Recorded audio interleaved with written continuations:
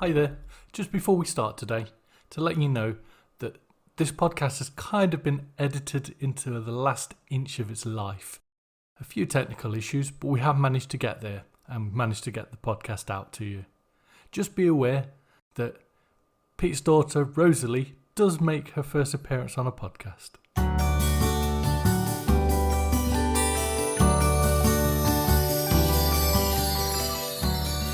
Hello and welcome to the Social Distancing Podcast. It is the 1st of May 2020 and it's been 39 days, that's 5.5 weeks since the start of lockdown. Today I've got Ben and Peter with me. Hello Ben. Hi there, how you doing? You alright? Oh, more good. And hello Peter. Hiya. So, to the pair of you, 5.5 weeks. Does it feel like 5.5 weeks, Ben? It doesn't feel like more than a week ago since we had our first podcast, if I'm honest. It seems to have flown by. The days have all blurred into one big, long week. And Peter, how are you finding it? Are you finding that it's as quick as Ben's finding it? No, it's dragging. It's really, really dragging now. I just look back and I think it was the 20 something of March that we last spoke on here. And yeah, it feels longer than that. It really does. I've never been off doing a minimal amount of work for this long. I will be honest with you, I'm sort of in the same camp as Ben. I can't believe where the time's gone. It's scaring me. I mean, when I was younger, I did have a bit of time off work, unemployed, so I have done this sort of thing before. But my lord, time's flown by. I think that for me, it's probably because I'm still working. Obviously, you guys are furloughed, but I'm still working. So I've actually found because of just waking up early, I've just been starting work and working longer than I normally would. So it's just making the days fly by. Yeah, that would help a lot. If I had a routine like that, then that would definitely help. I'm just trying to pick up jobs where I can around the village, trying to be helpful. And also just trying to plan jobs at home like it would be at work day. So get up early, have breaks at the same time. But that's kind of wearing thin on the ground now because not only have run out of jobs, also run out of materials to do the jobs. And it's not like, it's not the easiest thing to go and pick up new materials. So My partner she's furloughed as well. So she seems to have a talent actually that I don't have, is that she can pick a TV program and watch it for hours on end. So that's keeping her busy. But I'm starting to see the boredom setting in. Yeah, I can't believe people that are able to do that. I mean, a couple of episodes and that is enough for me. But I mean, you guys out there that binge TV shows, it's unreal to me. I can't even get through some of these series. no, I've had enough of daytime telly. I mean, it's just on in the background for me. It's just between, I allow Paige to watch it between me gaming. That's all. I would definitely not tell Paige to listen to this. If you're saying that you allow Paige to do anything, I think you're in for it. I think I listened to your previous podcast, Pete. I've listened to it twice now, so you've got 2 listens there, Nige. Because I'm obviously a professional, so I was doing my research, and I think we should have got Paige on here instead of Pete, because I want to hear her side of the story of what it's like with you being at home when you're normally away. Oh, well, now she's going to have to listen. Now she's got an invite. Yeah, I think that would be a good invite to actually have to see the other side of a normal workmate. Well, no, she listened to the episode that I did. Well, we listened to it actually whilst in the kitchen, and she said, "Well, I know you're very good at talking, so that's what I expected from you. But also, I raised it to her. I says, you come on and give a different point of view, from especially with someone she's actually going back to work this week, where she works. They've decided to reopen again, so she's got that to look forward to this week." So that's going to be interesting for yourself, holding down the fort with a new young one at home. Oh yeah. I've got to learn. Well, I've been learning when the naps are, when the feeds are, what the different cries they all mean. She's not talking, but apparently the cries mean different things. I just always used to think it was feed, but no, apparently not. You see, and Rosalie wouldn't be in this position, would she, if you were still working? So this is another casualty of the coronavirus. Well, yeah, that's all the bad habits you're going to teach. Oh, definitely, definitely. But it does raise the kind of the bigger picture of if I was to go back to work, say me and Paige worked at the same place, but I'm not allowed to see my family, then who's going to look after her? Because that is the plan that we have at the minute. We both have very understanding parents that, will look after her while we're working. This is the kind of flaw in the rules, as it were. If you're allowing people to go back to work, but without the option to use the grandparents as childcare, and it kind of leaves us stuck. Yeah, we're going to get more people judging as well. It's going to be harder to judge. Actually, have you guys found? Because I've started turning into a judger. I kind of stand at my living room window looking. I like Darth Vader looking out at the out of his Star Destroyer, just watching. Like, well, they're 1.8 meters away from each other. That's not 2 meters away. I don't know what's happened to me. Have you guys started acting like that yet? Judging? Yeah. Judging me? No, but I regularly do see people walking up and down my road. I live in a cul-de-sac, so the only people I tend to see are the people that live here, and I do see several of them walk several times a day. But what do I judge? Do I judge them for doing it? Not really. They're walking around on their own, so they're probably not. The ones that I judge are the ones that are still playing on the park. So as I go for my daily walk, I'll find that there's people playing on the tennis courts that are nearby me. And then the other day, I saw 8 lads sat around drinking and smoking weed. So it's like, well, fair enough. I guess it's not entirely working. No, and I kind of use the dogs as a kind of get out, to maybe get out more than once a day, because I know that's technically breaking the rules, but whenever I'm walking around with a dog, nobody sort of looks at you and thinks, what are you doing? It's kind of a little get out clause that you can have. But the most frustrating thing I see is families going to the shop. So, they pull up in the car, they get out, all 4 of them get out and go into the shop. See, me and my partner have got a deal. I do the driving, she goes around the shop while I sit in the car and read, which it suits me quite well. I'll not explain our deal. It involves one person doing both of them. And it isn't me. So yeah, maybe we should definitely get Paige on next time, Nige. Yeah, it sounds like she's the one that's actually going out and doing things then. Yeah, definitely. So yeah, I mean, my social interactions are still down to just shopping, and that's about it. I'm going out and about, but as I'm walking around, all I'm doing is sort of playing Pokemon Go's and spinning a few stops. But there's no chatting to anyone or anything like that. But the only time I'm chatting with people and stuff is people in the shop, and they're almost forced to chat to me because they're serving me. So, so I've found that I haven't been out other than my one drive a week to the shop, and even in that, I obviously don't get out of the car. So in 39 days, was it 39 days? 59 days? 59 days. No, 39. It is 39. It's 39. Yeah. I would believe 59 now. What year is it? Is it 2021 yet? We're going to get there, aren't we? We'll get there eventually, yeah. But in my 150 days of being at home, I haven't actually been for a walk. Oof. At all. I know. I couldn't cope with that. We walk every day. Every day we'll try and walk as far as we can, go down to the farm, see the farm animals, and really make the most of it. Spend as long as we can outside if we're only doing it once a day. And it's just, that's the thing that's keeping me sane. But living out in the countryside, it kind of is easy to do, and you can do it without really bumping into anyone. It sounds like a good deal being able to go and see farm animals. See, what me and Nige have to do is go and see those people on the park smoking weed. Yeah. We may do with sheep.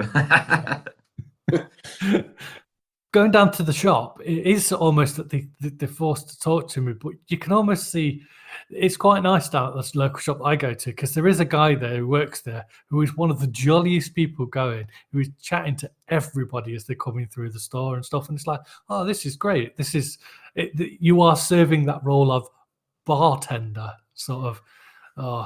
Need somebody to chat to or something.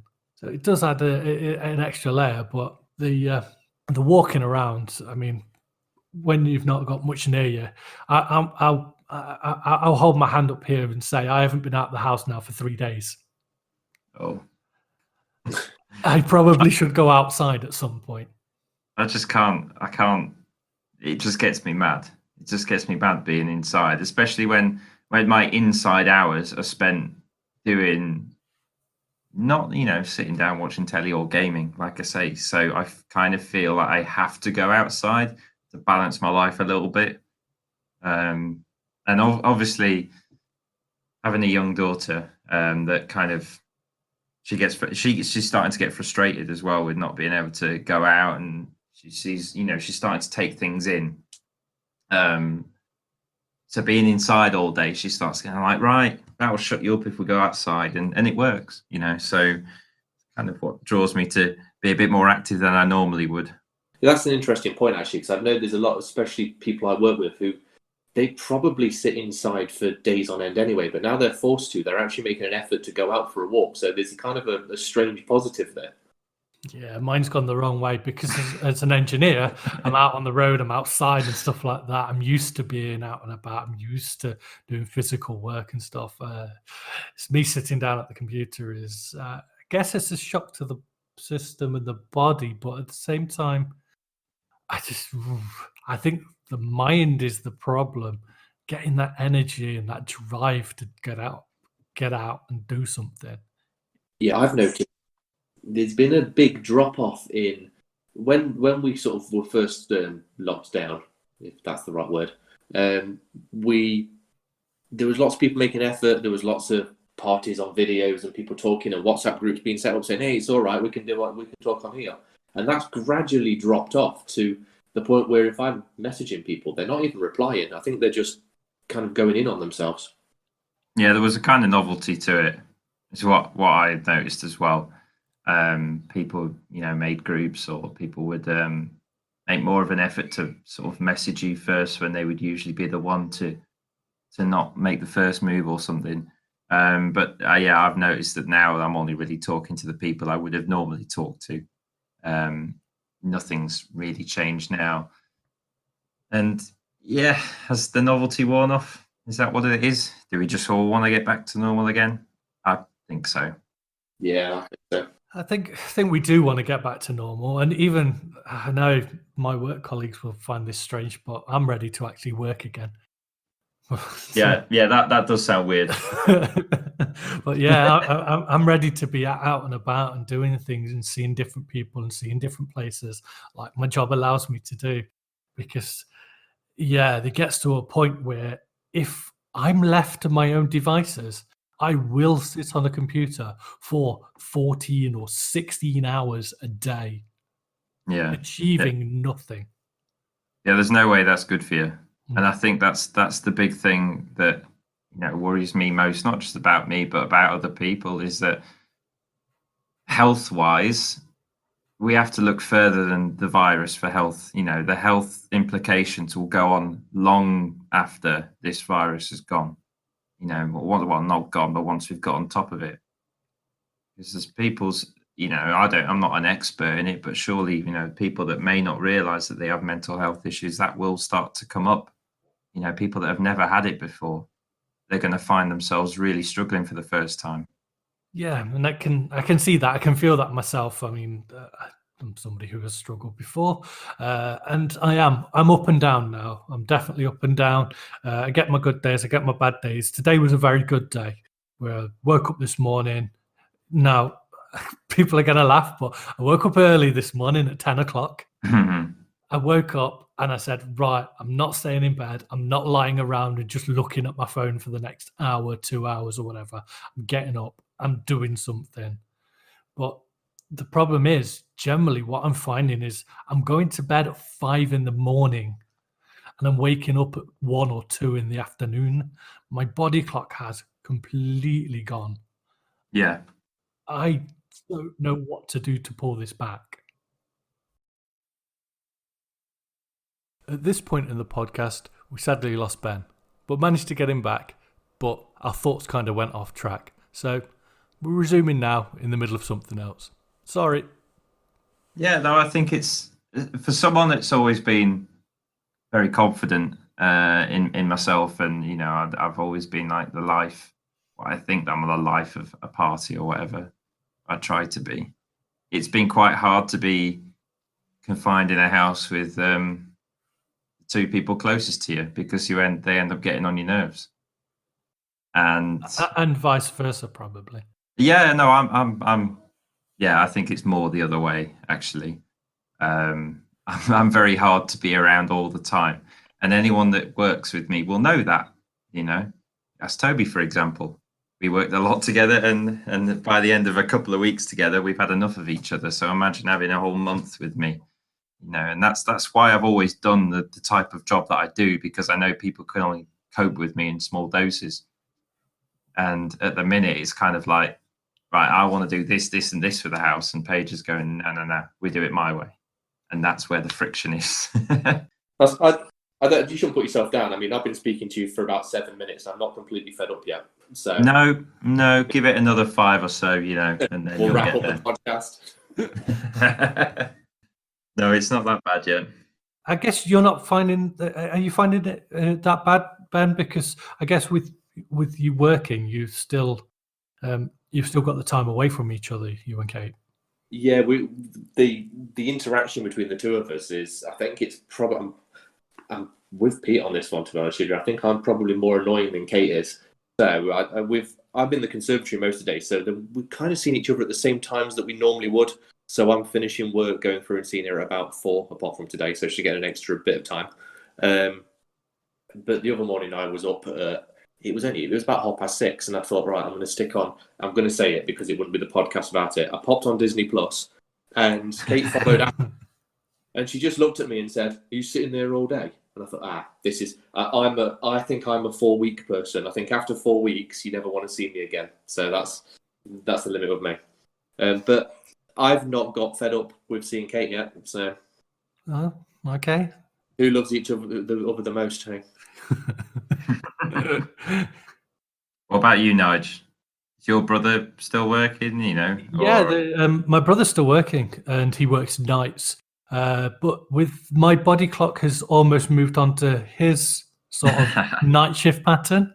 So I'm waking up in the afternoon about, like I say, 2:00ish, something like that. I'm not going to bed until 5 a.m. Well, he's not coming back from work until about 6:30 in the morning. So right. this move for me it's actually all right for me to be moving on to this time, kind of, because it means I get quite a lot of time in the house where he's at work anyway. So I'm either asleep or he's at work. So we're still in that situation that we're far enough apart from each other in like time and job wise that we don't see loads of each other. I mean, we've had an afternoon again this afternoon. I said before, where we're playing a bit of rock band, just a bit of something to do together, and I'll probably go and get some beers this evening, and we'll catch up, see what's going on. But I'm gonna talk to him about getting him on to talk with us, because he's in an interesting situation where he's still working, but it's a very unusual sort of place where some of the people are furloughed and some of them aren't. Yeah, it'd be interesting to hear another point of view. And obviously as well with Paige when she goes back to work this week. I want to know what it's like to work at this time. Really, if you're out, dealing with the public, it must be. Are they acting differently? Are their behaviours differently? So yeah, it'd be a nice perspective. Well, the coronavirus is actually going to be sort of the second issue going around soon, because I noticed something going on, which was just as terrifying. Is that last week there was a huge asteroid hurtling towards Earth. I caught sight of something about that earlier today. What is this? Enlighten me. I haven't actually heard anything about this so far. Well, the big problem with this is that I've actually been reading quite a bit, just fiction, just to keep myself busy.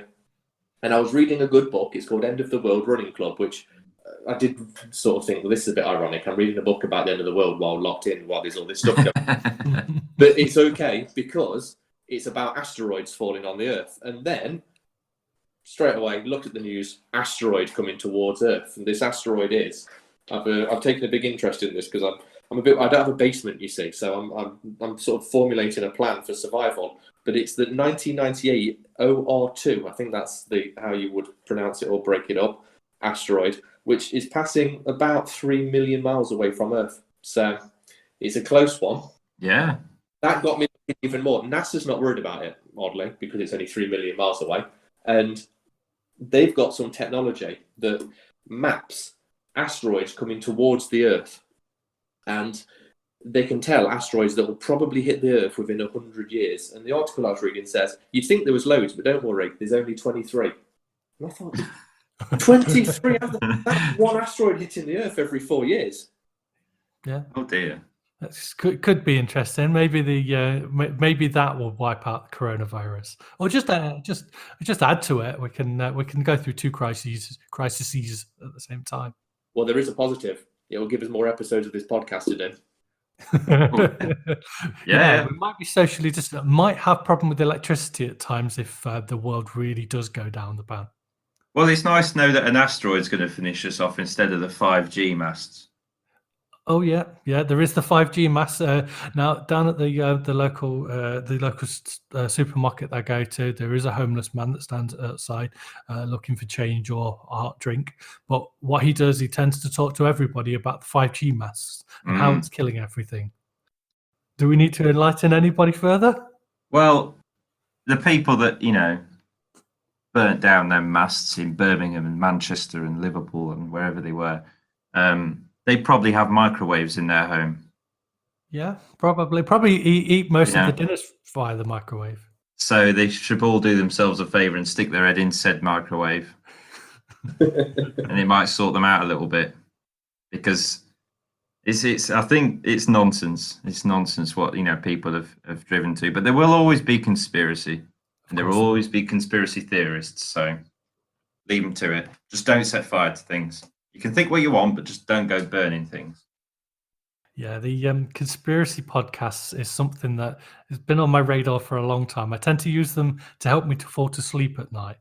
You're quite into that, yeah. Yeah, I've always. I don't believe a lot of conspiracies. I'm not massively into them, stuff like that. But I do like to hear differing views on things. So, plus they do help me get to sleep because some of these people can be so inane and boring. I find them hilarious because I just think that a lot of them aren't based on actual facts, really, are they? They're just based on the coincidences. I think that there is a conspiracy that most conspiracies are real. Oh, that's deep. Yeah. The concerning thing for me is that most conspiracy theorists are American, and it does make me wonder about the state of mind of those people at times when there is one country above all that seems to have all of these people, whereas other countries just go, no, this is fine. This is just how it is. So please tell me, if you are American and listen to this, please tell me why it's your country that breeds these people. And that brings us neatly on to something else that has been going on in the news since we last spoke, and that is people in America injecting themselves with disinfectant. What's going on there? Well, if the president's advising it, then why not? Well, they are probably the same people who voted for him. Well, it's a clean body, clean mind sort of frame, isn't it? Isn't that what people usually think about? If you clean your body, but it's okay. He was only joking. Apparently, he was only joking. So, in a serious press briefing, he was joking. Yeah. But I with the risk of only picking on America with the stupid advice in these times and stupid politicians, I saw a video today of Nigel Farage out clapping for the carers using a pan, and it was the most pathetic pan bashing I've ever seen. have you seen this video? I have not. No, you'll have to send it to me. You'll have to search it out. It looks like a scene from Alan Partridge. Is there much clapping going on in your areas? Yes, there is. I just live, like I say, on the cul-de-sac. It is quite noisy around here, but I mean, it's quite a built-up area still that I live in, so you can hear people. And with it being yesterday when it happened, I was actually playing on World of Warcraft at the time. with people, and we actually stopped in the dungeon that we were raiding. Yeah, got onto the nerdy side of things. We stopped just before 8 o'clock, so people could go out to clap and then come back in and then carry on. So even the people that I was actually playing on a computer game with stopped, took the time, then came back in. Oh, that's fair enough. We don't see it a lot here. Obviously, it's a little not the most built up area, but yeah, it would be nice. It'd be nice to see, and I think it's nice that we do take a moment to appreciate those that are doing such a difficult job at this time. But if I see the postie in the village, I just say, I just make sure I talk to him, or at least, when I'm walking the dogs or whatever, or I see anyone, just take the time to chat. I think that probably means more to them that that you just take a minute out of your day to talk to them. Yeah, absolutely. Have you been out giving Chris his wolf whistle, Ben? Well, this does not mean that I appreciate anybody less, but I have missed a couple because I've lost track of what day it is. And last night I was in the bath when the clapping went off, and if I'd have ran out, you've got a completely different type of clapping going on. So I didn't do it last night. But the wolf whistle is definitely going to be a thing. So. Yeah, with the people that are out there still working, who are you finding? Who is still working out there that you're seeing the most of or feeling the benefit from the most of from yourself? Amazon delivery drivers. Thank you. I suppose so, yeah, and just the posties as well.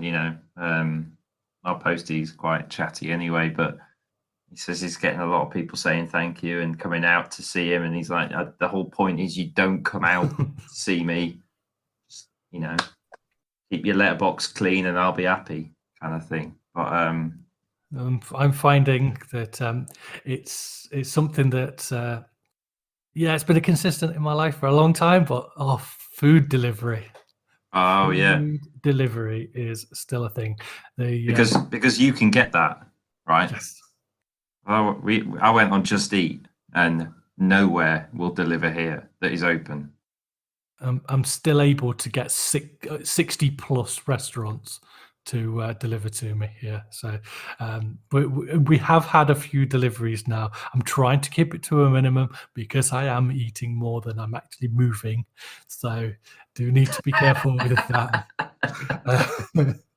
But the fish and chip shop around the corner from me is open as well. So I've been jumping down to there and making sure that I'm keeping them up and running. You're sport for choice. Really am. You're a hero, if anything. You're doing your bit for society. You're doing your bit. You are keeping your local economy running, Nigel. That franchisee tag that the company have given me, keeping those food places up and going. I'm trying to order from the smaller businesses, the family businesses, rather than the bigger chains and stuff, because I think it's them that'll feel it the worst. So trying to stay away from the big names at the minute. Yeah. No, that's what we've done with meat and veg deliveries, or try and get any veg local and from farm shops or stuff, and the meat as well. We filled the freezer up with a local delivery as well, because obviously they need us more than ever now, rather than your big supermarkets. So and obviously it's much easier, that you don't have to wait for a slot if it's just a local farmer. So yeah, we've been doing exactly the same thing. I'm glad you jumped in there, Pete, because I was going to say we had a great big box of vegetables delivered, and I didn't want to be that guy after Nige talking about his franchises and he going, well, I had some carrots. But yeah, we did. We had a great big box, and it was from a local store, and it was all nicer than you would normally get, actually. So I might carry on doing that even after we're able to go out shopping again. Moving from food to fitness, how are we doing? How are we keeping ourselves fit? Are we happy with the level of fitness we're at? I'm trying. I did think in a usual section of this show of doing a sofa exercise for you, but I thought I'd feel a bit of a fraud because I've been drifting off. Each exercise session is down to one exercise per body part now. So, and that's every other day. It's not much of a session. So I'm not gonna insult anybody by preaching to them that they should be exercising on their sofa. I think I've been okay. I think it's not necessarily as much exercise as I would like, or what you would deem as like sporty exercise, like running and that. But I do a lot of housework. I do a lot of done a lot of work in the house. Done a lot of walking. Just generally active. I don't sit down much apart from in the evenings. So and getting up on time is a big thing for me, and getting up before 8 o'clock is a big thing that I'd like to do. And I've kept doing that. So I've got to be ready to go back to work, because my biggest worry is they give me the call and I have to call them back and go, nah, I need a couple more weeks. I'm sorry. Because I'm not ready. When I get the call, I will need a couple of weeks. We better give you quite a bit of warning, Nige. If you're consuming more than you're moving, then that's slightly worrying. And I probably won't recognise you. Well, to be fair, I was ready to come onto the pod today and say, right, feeling good, feeling like I'm maintaining weight, I'm not gaining weight and stuff like that. So I did have a quick wander upstairs just before the pod, and I got on the scales and had a look and went, oh, I need to do something. Yeah. No, it's not the easiest to do, this time, because obviously gyms are all closed. I know you can go out road running and stuff like that, but it's having that motivation more than anything else. You lose a lot of motivation with this time, because it's obviously your friends and your family, and it keeps your sort of well-being up. But everything's just seems so doom and gloom at the minute, so it's hard to get that motivation to really go out and do some regular, decent exercise. I'd argue against that, actually, because I think now if you're taking your dog out for a walk, there's going to be more eyes on you judging you. So this is the time to look your best. You never know who's going to be judging you. Honestly, in this village full of farmers, I do look the best. There's a lot of lumps and bumps around here, So I'm a bit out of place here. I don't mind so much. But maybe for you guys, I don't know. I think the worry I've got is, I think with no end in sight right now, or no idea of what the plan is, what's coming, I've completely switched off. I've sort of let my brain just forget about things, like complete self-neglect it is at the minute. And I kind of need to know when the end is so I can sort of work to a goal.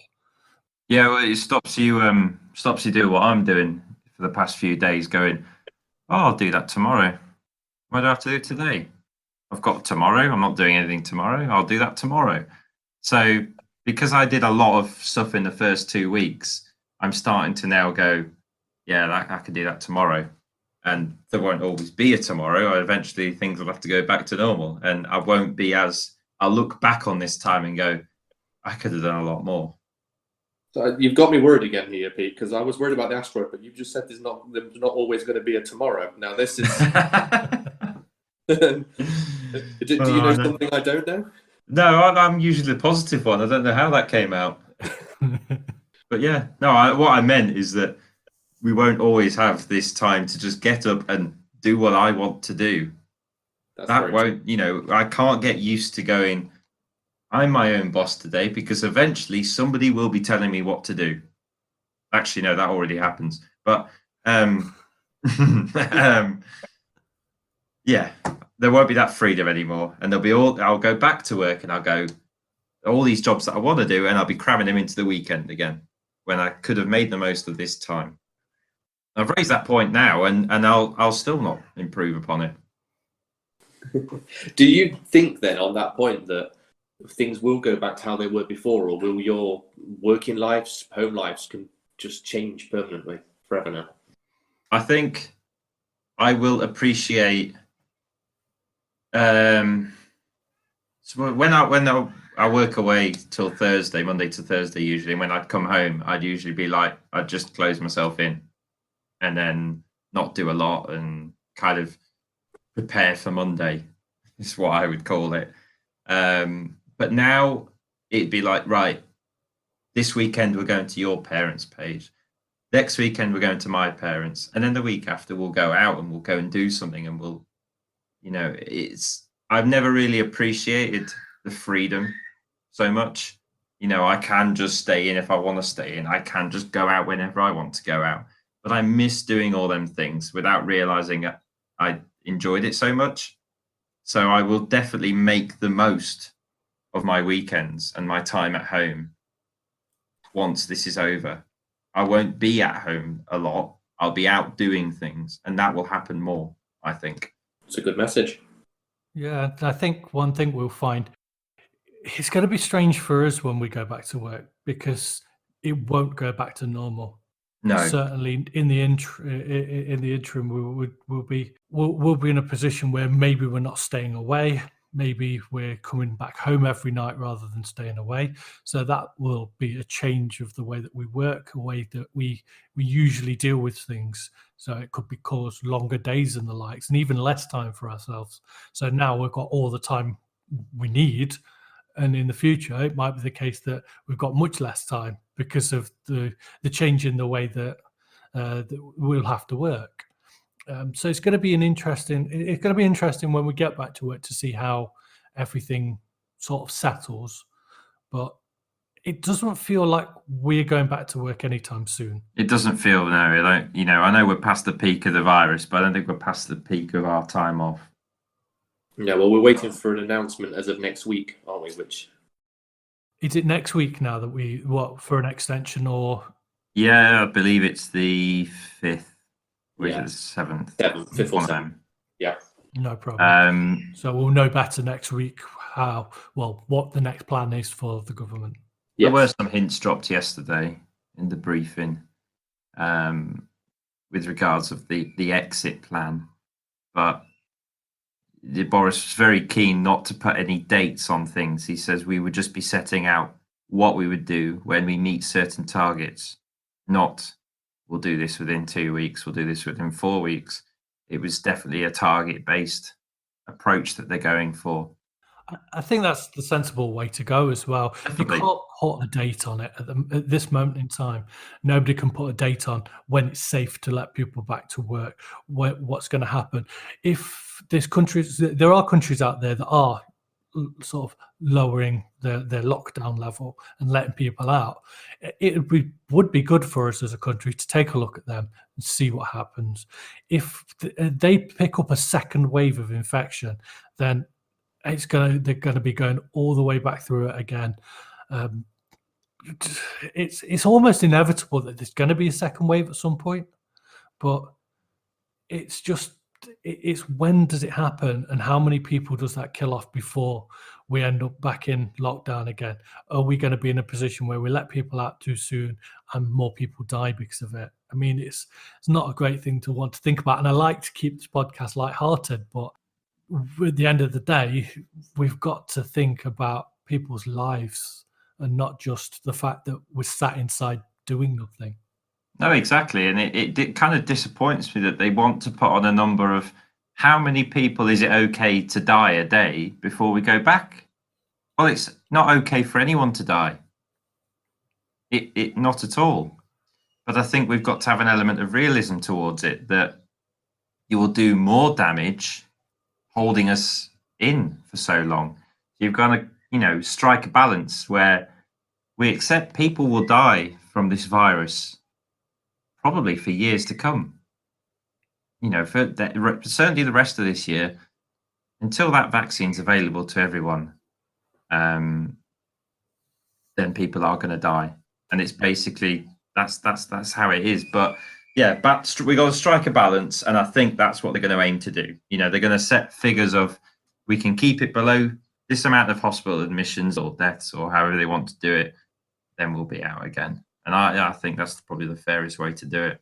And if it creeps back up, we've got to go into lockdown again. Other than the situation with us working, is there any of the sort of normal things that you'd be expecting to do in your life that you're struggling to get done because of lockdown as such? I know, Peter, you were discussing with me earlier that you're trying to get your car insurance sorted. How is that going? I forgot about that. Yeah. I sat on the computer for 3 hours this morning in a queue because basically I got my renewal quote, and as ever, when you get your renewal quote, it's awful. So I wanted to change my insurance company, and you have to. None of the call centers are open. Well, none of the call centers are open for the two insurance companies I wanted to deal with. So I had to sit in a queue. I was 164th in queue, and just had to sit there until I could talk to someone online. They sorted that out. Then I had to go through the same process again to start my sort of new insurance for the car. And it took a lot longer than a phone call would have, So it was a bit of a faff, really.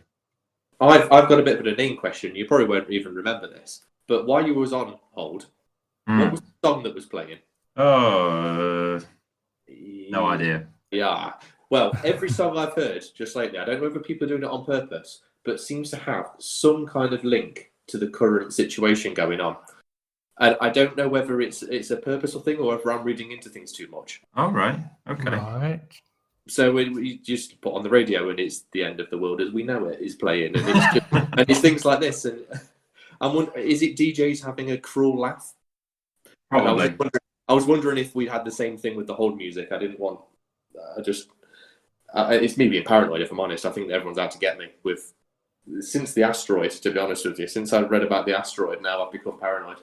Yeah, I think this is getting to you more than you realise. It probably is. So maybe I'm not okay with being inside. No, I'm definitely not. Definitely not. It's you got the introverts are thriving at the minute, and the extroverts are going mad, as it were. Yeah, it's quite nice being inside, Yeah, because for the most life part, goes on for you. Basically, it's just business as you were, really, for Nigel, isn't it? Well, I mean, yeah, when you don't tend to see that many people or talk to that many people in general, having spending this extended time in lockdown or confinement is it's almost like a normal weekend for me. But I am absolutely ready to be out and about again. I am ready to have a night out in Nottingham, and that is a weird one to say. I think we're all ready for a night out after this. But yeah, I could do with a cheesy or a rocky night or something like that out on the town. I mean, I've had in my head now, I'm like, this is the first year for ages I've really wanted to get away on holiday. I'm like, yeah, I want to go to somewhere really nice and peaceful and quiet. I'm like, I'm not going to be able to think about holiday for another couple of years now at this rate, surely. No, definitely. That's, I think, the last thing that they'll open up again, won't it, is holiday resorts. And now, I did see that the EasyJet were talking about when they got back to flying again, they were going to sit people at the window seat and the aisle seat. Mm-hmm. Now, please explain to me this one thing. People are all on the aeroplane. They're all inside the aeroplane. There's the aircon and the air filtration and recycling systems going on there. If one person's got it, everybody's getting it. Yeah, right? you're all breathing the same air. So it's madness to think that it's more a psychological thing than anything else. Yeah. To get people on the planes to look like they're doing something. Yeah, they also tell you that if you put your head between your legs, it'll protect you from that mountain you're going towards. So I wouldn't believe it. Exactly. But they'll be recommending you stick your head out the window for some fresh air next. Well, I tell you what, guys, it's been great to chat with you both today and catch up a little bit. It's a difficult time, of course, that we're all going through, but yeah, nice to keep in touch still. No, indeed, and it's nice to be able to talk about these things and to talk to a different voice, every once in a while. Thanks for being on, Ben. Thank you very much. Thanks for having me. No problem. And cheers, Peter, for being around. Cheers. Thank you.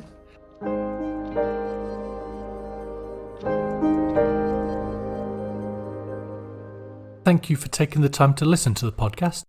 If you'd like to keep up with what's happening, then follow us on Twitter at TheSDpod. Any questions you have for the podcast, please send these to TheSDpod@gmail.com. Take care.